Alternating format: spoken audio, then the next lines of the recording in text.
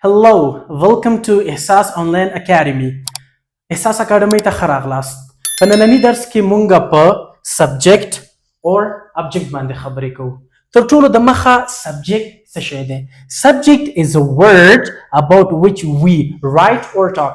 Subject یو توری دی یا د لغتونو مجموعه ده د څه په باره کې چې مونږ لیکل یا خبرې کوو. د څه شي په باره کې چې مونږ خبرې کوو هغې ته subject وایي. کابل، ننګرهار، سارا، علي د هر چا په باره کې چې مونږ لیکل کوو یا د هغوی په باره کې خبرې کوو دې ته subject ویل کېږي. subject چې په پښتو کې مونږ ورته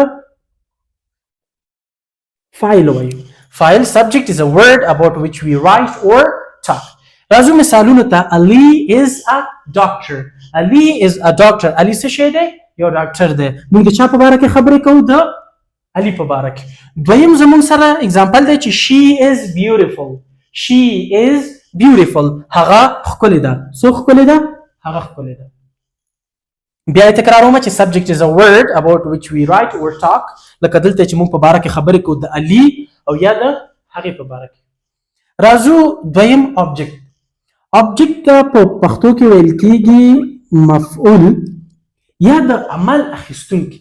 څه مطلب؟ Object is a noun or pronoun that receive the action of a verb. Object is a noun or pronoun that receives the action of a verb. چې دا څه شی کې ترلاسه کوي عمل د یو فاعل. د مثال په ډول باندې I call Ali. زه زنګ کوم چاته. د عمل ترلاسه کوونکی څوک دی؟ علي. علي دلته زموږ سره د عمل ترلاسه کوونکی دی. یا په دویم مثال کې we invite them. we invite them. دلته موږ چاته دعوت ورکوو؟ موږ چې د عمل کوونکی او them چې دی د عمل ترلاسه کوونکی دي. دا زموږ سره subject or object شو. Thank you for watching. Stay with us for next video.